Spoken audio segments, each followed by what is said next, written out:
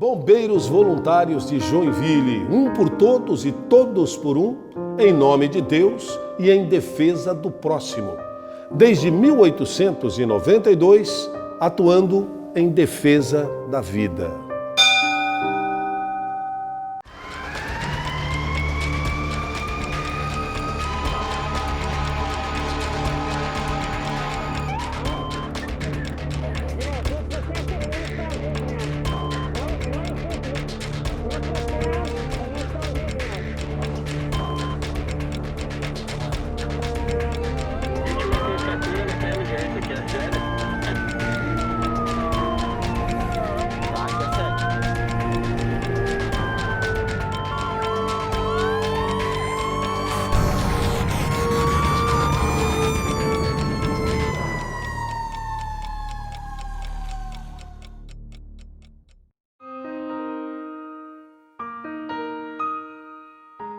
O ano era 1891.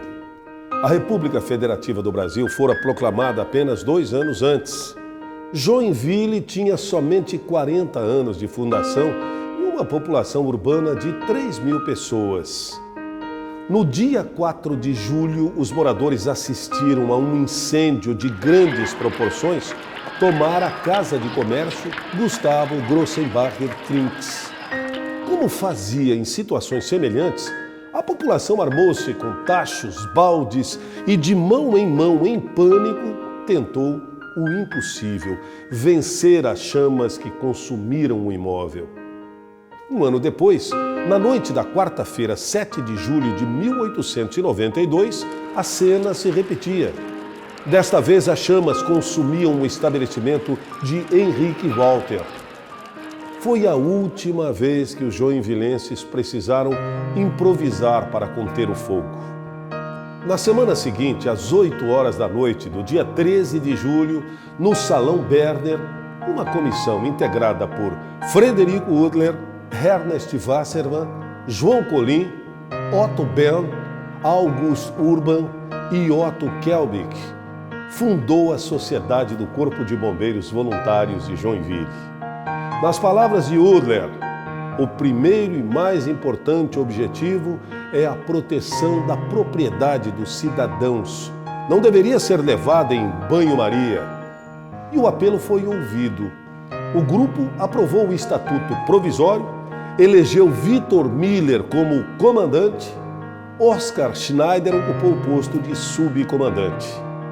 Solenemente, Vitor Miller fez o juramento. Depois dele, outros 39 soldados do fogo prometeram cumprir os deveres assumidos como bombeiro. Ao lema já usado pelos imigrantes, um por todos e todos por um, os bombeiros acrescentaram, em nome de Deus e em defesa do próximo.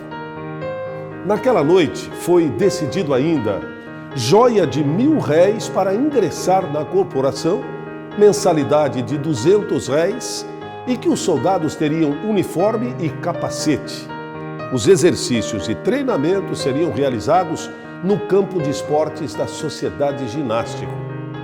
Surgia ali um marco na história do país, a primeira corporação de bombeiros voluntários do Brasil e uma das mais antigas de toda a América Latina.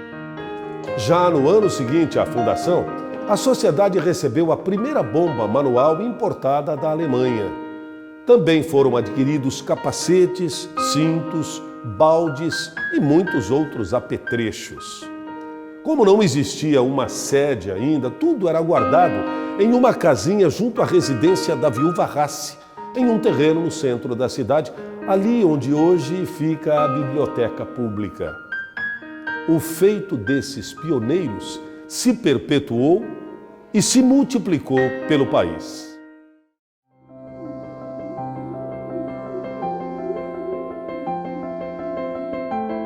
A consolidação dos bombeiros na Joinville do fim do século XIX trouxe um sentimento de autoconfiança. Na Revolução Federalista de 1894, por exemplo, os bombeiros se uniram aos ginastas e atiradores, além de soldados do 23º Batalhão de Infantaria de Blumenau. Quando os revoltosos chegaram a Joinville, foram recebidos por um pelotão uniformizado, armado em defesa da comunidade, num verdadeiro estado de guerra. O batismo de fogo dos bombeiros voluntários ocorreu 3 anos depois. Na madrugada de 11 de fevereiro de 1895, as chamas ameaçavam a casa comercial de Carlos Schneider. Sob o comando de Félix Reiselmann, os bombeiros levaram 3 horas para debelar as chamas. O episódio deixou evidente que, apesar dos treinamentos e da boa vontade, haviam deficiências e vulnerabilidades. Era o início de uma consciência profissional de atuação objetiva, característica que até hoje distingue os bombeiros voluntários de Joinville. Em decorrência do 11 de fevereiro, o Conselho Municipal reconheceu à época a corporação e autorizou os bombeiros, em caso de incêndio, a entrarem nos prédios sem a prévia licença dos proprietários. Para melhorar os treinamentos, os bombeiros tiveram licença da viúva Rassi para a construção no seu terreno de uma torre de escaladas e de um galpão de equipamentos. Mas como era no início do século passado alardear um incêndio e convocar os bombeiros? Naquela época, eram convocados por um sistema de cornetas estrategicamente instaladas em casas previamente escolhidas. O Feuermeldestelle, ponto de anúncio de incêndio. E as cornetas, por sua vez, eram acionadas pelo sino colocado no alto da torre.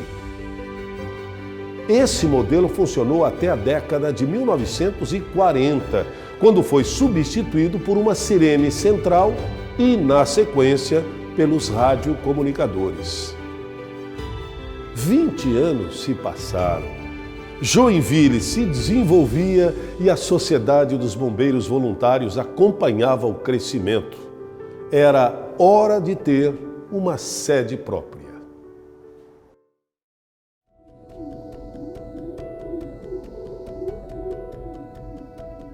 No ano de 1898, os bombeiros elegem o seu terceiro comandante, Friedrich Stoll, que ficará à frente do grupamento por 36 anos.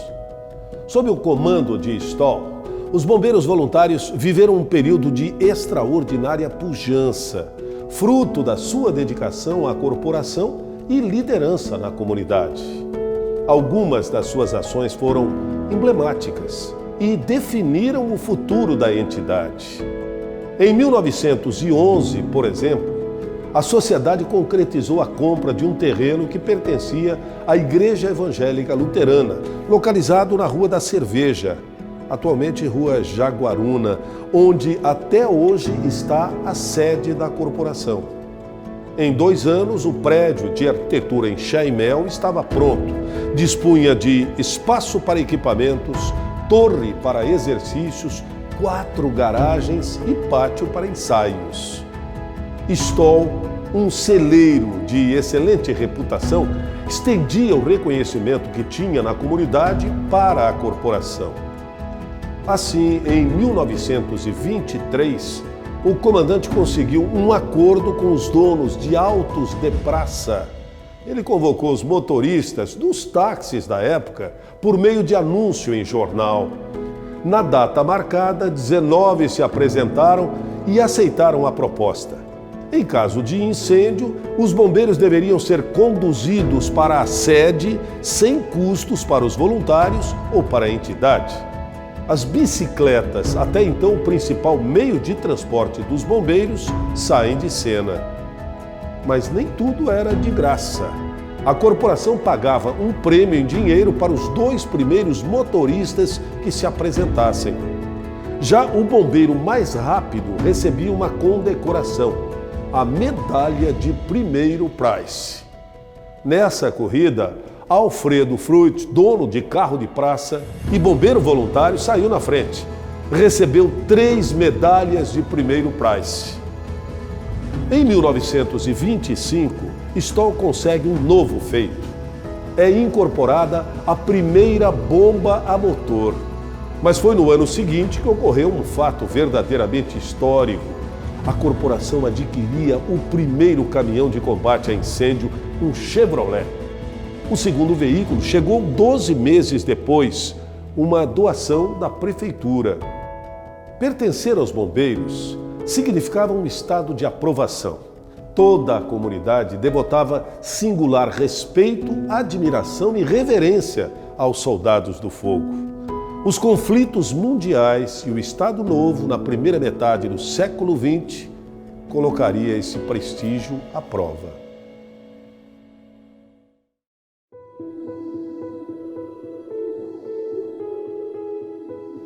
Os acontecimentos na Europa e o regime político brasileiro, deflagrados na primeira metade do século XX, deixaram marcas também nos bombeiros voluntários de Joinville. Os 25 anos de fundação da Sociedade Corpo de Bombeiros Voluntários, que seriam festejados em 1917, passaram praticamente despercebidos. Com pesar, em decorrência da Primeira Guerra Mundial, a Assembleia Geral decidiu adiar a comemoração para tempos mais normais. Uma campanha de nacionalização deflagrada em 1937 e que seguiu até o fim da Segunda Guerra Mundial em 1945, impactou Joinville com singular energia. Sua força desarticulou instituições expressivas, como o jornal Colony Zeitung, fundado por Ottokar Derfel, a escola alemã e muitos outros clubes e associações de origem germânica. Coube a Eugen Lepper comandar os soldados do fogo neste período muito difícil. O Corpo de Bombeiros foi a única instituição de cultura alemã que preservou seus documentos escritos em alemão.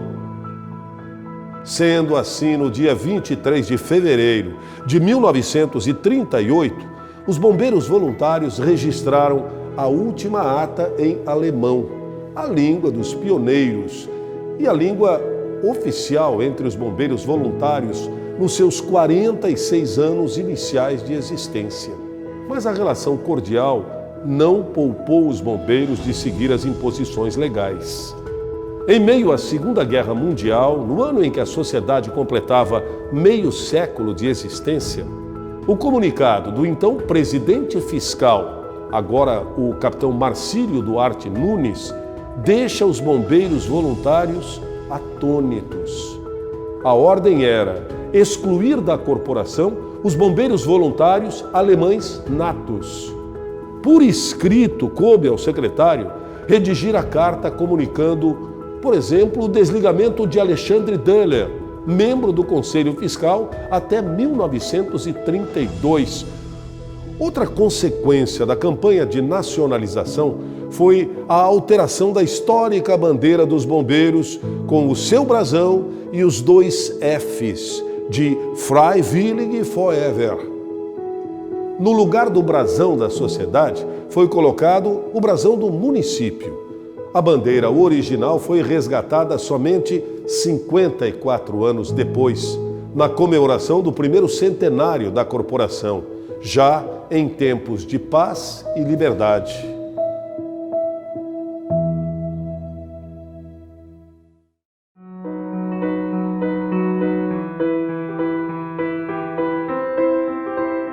Os anos 50 aceleraram o processo de industrialização e urbanização. Nesse novo cenário, os bombeiros estavam subdimensionados. Em uma década, a cidade viu a população crescer 8 vezes e expandir o perímetro urbano em quilômetros. O rápido crescimento da cidade vai impor novos requisitos aos bombeiros voluntários. Caberá ao comandante Albert Lepper conduzir os soldados do fogo nessa transição. Isso entre agosto de 1950 até junho de 1961, 11 anos, pouco antes da sua morte. Aos 80 anos, Lepper mantinha-se no comando da corporação, somando 62 anos de serviços voluntários. Tanto que ainda é o joinvilense que mais tempo de vida dedicou à corporação dos bombeiros voluntários. No ano de 1952, a entidade estava insolvente em termos financeiros e em pior situação em termos materiais. Até mangueiras faltavam. Conta quem viveu este período. Verdadeiramente, os bombeiros voluntários estavam à beira do colapso. É neste período de crise que surge a figura do empresário Walter Hermann Meyer. É criada, então, uma diretoria para gerir administrativamente a corporação. Assim, o comandante fica apenas com suas atribuições de chefe das operações. Com a presença de um presidente, a corporação vive um período de renascimento. Meyer desencadeia uma ampla campanha de revitalização. Propõe a construção de um novo prédio, institui a Ordem da Machadinha, a mais importante honraria até hoje destinada aos benfeitores. Reaparelha a instituição. Ao novo prédio se somaram todo tipo de equipamentos e frota para o bom desempenho dos bombeiros. Em pouco tempo, o governador da época, Jorge Lacerda, corta a fita inaugural do novo prédio, nos festejos dos 64 anos da sociedade. Meyer deixa a presidência da entidade. Pelos próximos 30 anos, se sucedem outros como ele.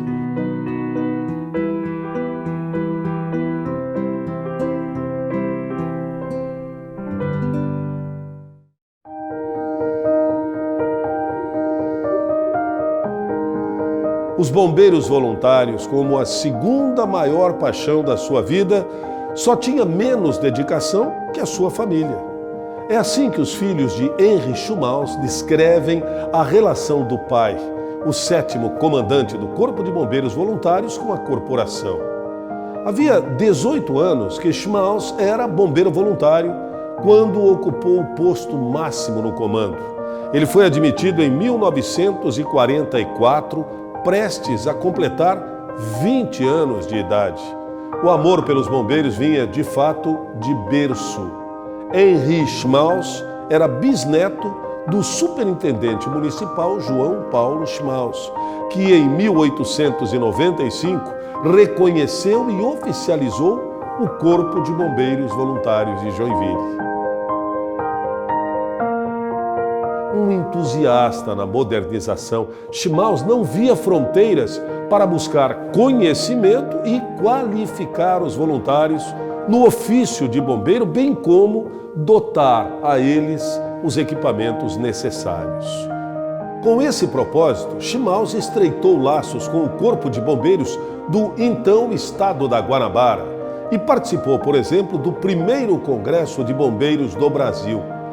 Inicialmente, 4 bombeiros permaneciam de plantão à noite. O modelo atendia à proposta de melhorar a resposta em caso de incêndio.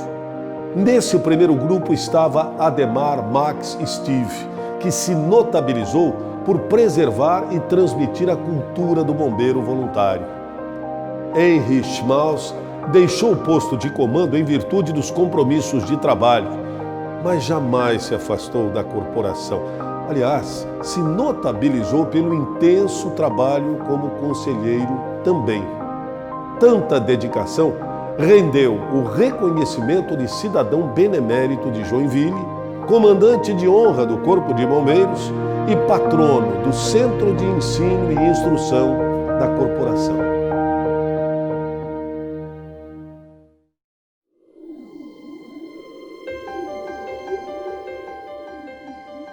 Para os bombeiros que entraram na corporação a partir da década de 1950, existe um nome que é sinônimo de bombeiro voluntário. Eu falo do comandante Arthur Zitz. Quem iria imaginar que aquele menino de 15 anos que assinou o livro de registros da sociedade no dia 6 de agosto de 1941, na condição de aspirante, se tornaria o personagem mais emblemático e perseverante da corporação? Nos seus 57 anos como bombeiro voluntário, dos quais 27 como comandante, Arthur Zitz viveu e precisou adequar os bombeiros para o maior período de explosão demográfica de Joinville, a partir da década de 1970. Durante o seu comando, a sociedade teve 7 presidentes. A cidade viveu os anos de incêndios criminosos no fim dos anos 70. A corporação começou a implantar as unidades descentralizadas nos bairros. Foi criado o Centro de Atividades Técnicas para atuar fortemente na aplicação da Lei Municipal de Prevenção e Combate a Incêndios. E, por fim, se pensou na formação de futuros bombeiros voluntários e é criado o Bombeiro Mirim. Todas essas ações seriam suficientes para destacar Zitz na história do CBVJ. Mas tinha ainda muito mais por vir. Arthur Zitz era o comandante do ano no primeiro centenário do Corpo de Bombeiros Voluntários. Primeiro, diversificou a atuação dos bombeiros, implantando serviços de resgate veicular e atendimento pré-hospitalar. Assim, além de caminhões de combate a incêndio, a corporação precisava também de ferramentas desencarceradoras e ambulâncias. Segundo, mulheres foram admitidas nas equipes operacionais como socorristas. Estava, assim, desenhado o Corpo de Bombeiros Voluntários que entraria no século XXI.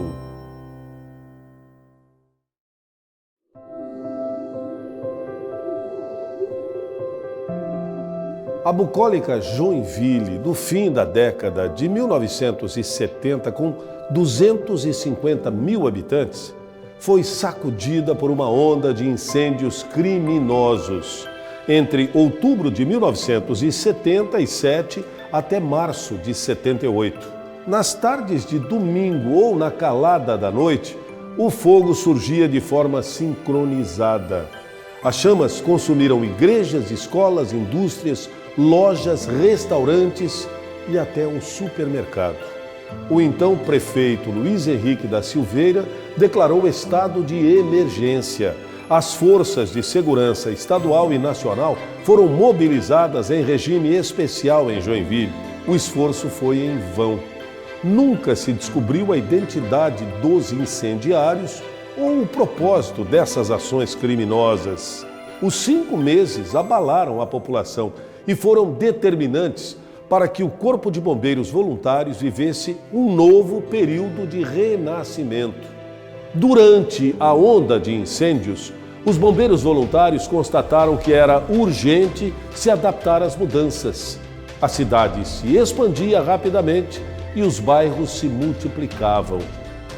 A corporação, sob direção do presidente Raul Schmidt, apoia a criação de 2 subunidades, uma na Zona Norte, para atender o Distrito Industrial Ipirabeiraba, e outra na Zona Sul. Ambas entram em operação no início da década de 1980. Mas não ficou só nisso, não. Os episódios também determinaram o início da discussão para criar uma legislação de prevenção a incêndios.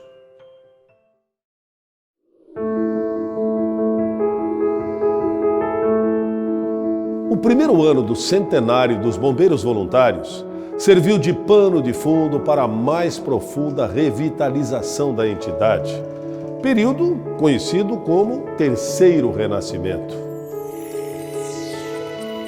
Para entender esse período na história, é preciso retroceder na linha do tempo. Durante os anos 80, a corporação manteve-se na precariedade e evoluía para a próxima década à beira da insolvência. Dissolver a sociedade era, sim, uma possibilidade real. Mas, a exemplo do que ocorreu no passado, o brio de lideranças impediu que a corporação centenária encerrasse as atividades. A princípio, com o então presidente Raul Schmidt liderando um grupo de joinvilenses e buscando apoio junto ao governo do estado, sendo sucedido por José Henrique Carneiro de Loyola, então presidente da Associação Empresarial de Joinville. Loyola monta uma comissão especial para cuidar dos festejos dos 100 anos, comemorações que foram estratégicas para reaparelhar os bombeiros. O resultado foi espetacular.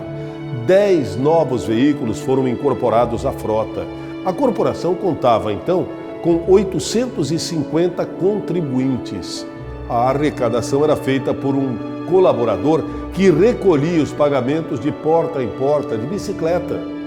Loyola propôs um modelo inovador no país: a contribuição da comunidade por meio da fatura de energia elétrica. A corporação caminhava, enfim, para a sustentabilidade.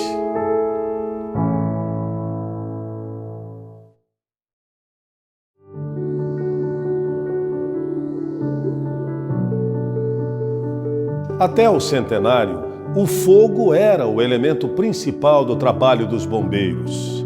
A presença feminina no corpo de bombeiros se restringia a familiares em festas e comemorações. Até mesmo o bombeiro mirim era restrito aos filhos de bombeiros voluntários. Joinville, com quase 500 mil de habitantes, exigia a revisão de padrões que terão reflexos na corporação. A revisão do estatuto da entidade eliminou excentricidades de outros tempos, como a proibição explícita da presença feminina na atividade operacional. A primeira mulher ingressou na corporação em 1995. Este feito pertence a Terezinha Fortes, na função de socorrista. Socorrista? Sim, nos bombeiros pós-centenário estava o início do atendimento pré-hospitalar e resgate veicular, com um destaque para o conjunto desencarcerador Lucas, doado pelo governo da Alemanha. Os bombeiros também incorporaram salvamentos em altura e salvamento aquático, unindo os elementos fogo, ar e água. O início da década de 90 marca a expansão da cidade. Os bombeiros se adaptam e criam novas unidades operacionais que vão se somar às já existentes nas zonas norte e sul. À lista se juntaram as unidades do Iririú, Boa Vista, Floresta, Distrito Industrial, Vila Nova e, por fim, Pirabeiraba. Assim, os bombeiros atendem aos chamados em menos de 8 minutos.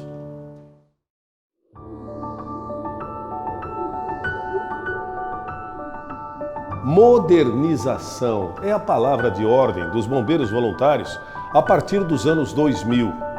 Sob presidência de Mário Krieger e dos comandantes Valmor Maliceski e depois Heitor Ribeiro Filho, as ideias, as necessidades e a gestão foram organizadas em 4 pilares: sustentabilidade financeira, apoio institucional, valorização da mão de obra voluntária e fortalecimento da operação. Cada uma dessas premissas tinha desdobramentos e prioridades. O primeiro investimento mais agressivo foi em tecnologia. A corporação implantou um sistema de radiocomunicação que é mantido até os dias atuais. Na sequência, outro salto com a aquisição de uma unidade de plataforma elevatória, atendendo construções cada vez mais altas e se valendo da tecnologia. Assim chegou a gigante Bronton Skylift. Em 2017, aos 125 anos, o Corpo de Bombeiros inaugura a 4ª sede. Estava fechado, assim, o ciclo de valorização.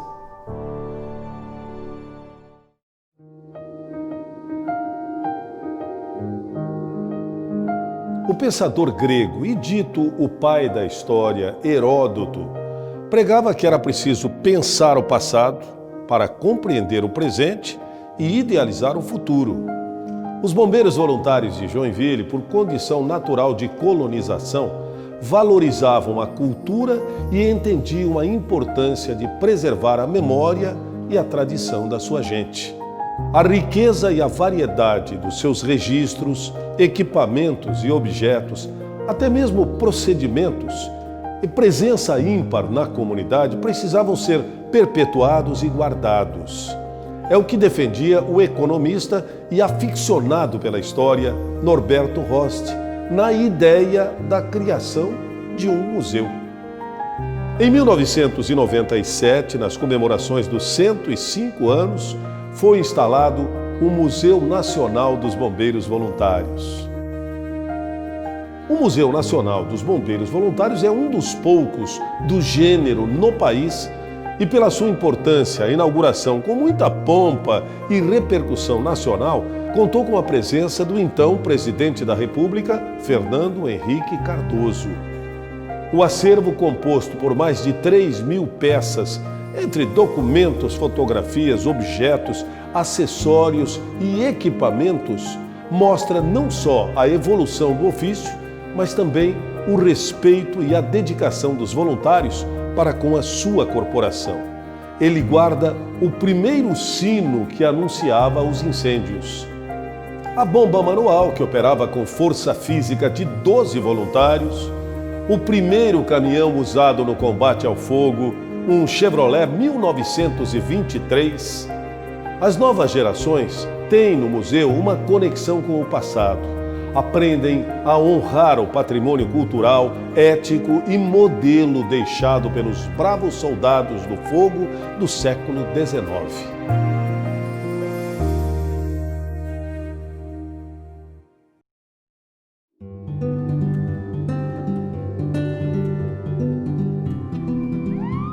O universo bombeiril, a imagem do herói que combate o fogo, povoa uma fantasia de muitas crianças. Então imagine como é conviver com um bombeiro, brincar entre os caminhões e assistir aos treinamentos. Pois essa era a realidade dos filhos dos bombeiros voluntários no início dos anos 80. Nas tardes de sábado, os bombeiros treinavam no pátio da unidade. Em torno deles, corria a garotada. Entre os bombeiros voluntários estava Flávio Nunes, economista, bancário e oriundo das fileiras do escotismo, sempre alerta. Para Flávio, aquela energia e proximidade com o universo bombeiril não podiam ser desperdiçadas. Assim conseguiu, com o então comandante Arthur Zitz, a permissão para dar treinamento para a garotada. E em 1984 surge o Bombeiro Mirim. No início, os treinamentos eram abertos apenas para filhos de bombeiros. As instruções seguiam o padrão dos ministrados para os voluntários, com os mesmos equipamentos. Aprendiam lançar mangueiras, combate ao fogo e primeiros socorros. Assim, como os bombeiros de verdade, os bombeiros mirins cumpriam a rotina de adestramentos, juramento e hierarquia. O Bombeiro Mirim foi nascedouro de gerações de bombeiros voluntários. Depois de 2 décadas, passa por profunda remodelação, deixando de ser um projeto para ser um programa de assistência. Desde a criação, mais de 6.000 jovens foram beneficiados com esse programa. São milhares de jovens disseminando a cultura do comportamento de prevenção e segurança graças ao Bombeiro Mirim.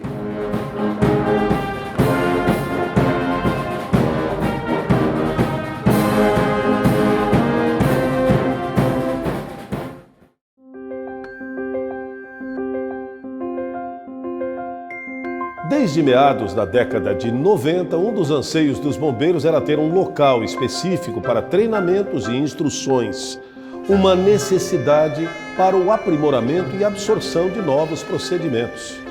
Você pode até não se dar conta, mas a cada novo aparato, produto, a cada novo veículo de emergência ou mesmo equipamento de proteção agregado ao serviço dos bombeiros, é preciso treinar, conhecer e seguir rotinas para a segurança pessoal e eficiência nos salvamentos.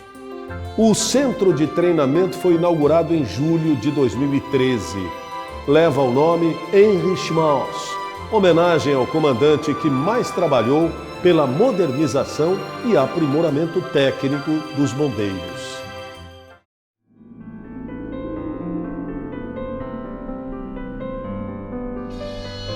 Fogo no Cine, pânico no hotel.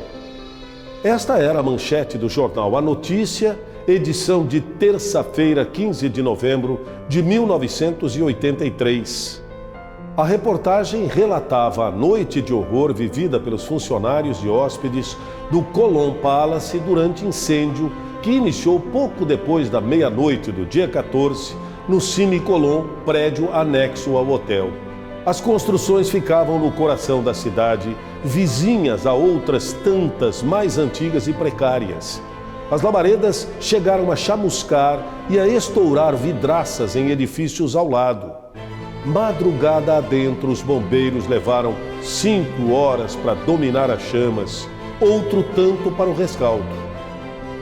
O saldo do episódio foi 30 apartamentos do hotel afetados, o Cine Colón, com suas 1.200 poltronas, totalmente destruído, e a firme decisão da Câmara de Vereadores de elaborar uma legislação específica de prevenção a incêndio nas edificações. Assumi a vereança, aconteceu incêndio no Cine Colón. Eu morava no Manchester, na frente. E quando percebi as chamas, começou um pequeno estalidos, próprio desse tipo de incêndio terrível. Eu disse, bom, agora, a partir desse instante, não tem como a gente ficar com uma legislação ou sem legislação nisso. Estabelecemos uma comissão especial, composta por 3 vereadores, eu era o presidente. Visitei São Paulo para buscar informações a respeito do incêndio do Joelma e do Andraus, que tinha sido também uma coisa muito marcante em todo o Brasil. E lá, eles tinham uma legislação já muito avançada.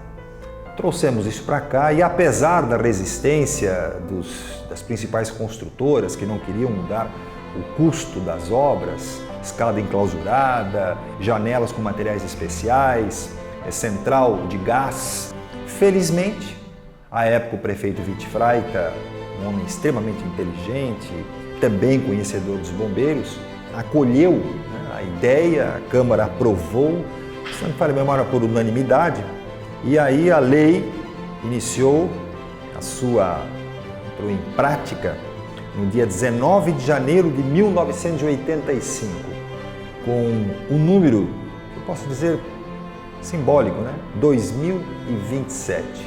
Lá atrás já se previa o que deveria se fazer pelo menos no século seguinte. Fiquei muito feliz, trago isso no coração e agora mais ainda com o resgate de coisas que eu até nem lembrava. Eu indo de escada, subindo, ajudando o combate do Colón e alguns brincando se eu estava de pijama, de cueca ou de bermuda. Isso fica na história. Fazia somente 5 anos que Joinville havia vivido aquela onda de incêndios criminosos. Na época, o prefeito Luiz Henrique da Silveira já pregava a necessidade de legislação para adotar as construções de sistema de prevenção e combate ao fogo. Havia apenas meses, à época do incêndio do Cine Colón, que a Câmara de Vereadores instalara uma comissão especial para tratar do assunto. O grande sinistro revelou então que a medida era urgente. Joinville pensava na época como uma cidade muito vinculada, muito ligada à questão dos bombeiros voluntários. Sirene tocava, a cidade entrava quase toda ela em alerta. As pessoas saíam aqui da Função Tupi, que era muito próximo dos bombeiros, Metalúrgica Wetzel, tinha serrarias, enfim, chegavam aqui e tocavam o caminhão, o combate a incêndio. E isso sempre foi algo importante. Prova é que Joinville foi pioneira na legislação de combate ao incêndio, antes mesmo do Estado de Santa Catarina tivesse a sua. Era uma iniciativa inédita no Estado. Em 1985, Joinville criou uma lei que estabelecia normas de proteção contra incêndios.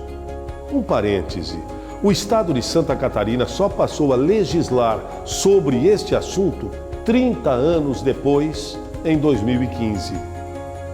Depois de aprovada a lei municipal, os bombeiros criaram o Centro de Atividades Técnicas, o CAT, setor que faz as análises de projetos preventivos de incêndio e pânico com o propósito de verificar o cumprimento das exigências da legislação para os imóveis.